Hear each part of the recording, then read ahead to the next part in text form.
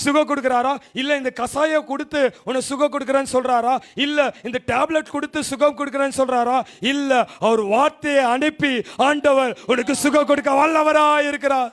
ஹல்லேலூயா.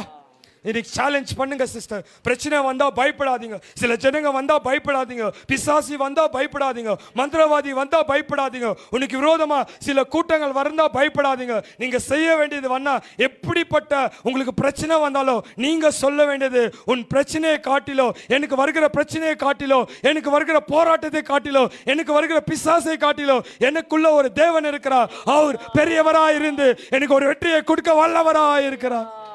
ஹல்லேலூயா. இன்னைக்கு துக்கமான காரியம் என்னன்னா, திடீர்னு ஒரு பிரச்சனை வந்தா என்ன பண்றோம் சிஸ்டர்? பயப்பட ஆரம்பிக்கிறோம். ஐயோ, இது மாதிரி வியாதி வருது, இது மாதிரி தேவைகள் வருது, இது மாதிரி போராட்டம் வருது, இது மாதிரி ஜனங்க எழும்புறாங்களேன்னு எப்போ நம்ம பயப்படுகிறோமோ அப்பதான் நம்ம தோத்து போறோம். ஆனா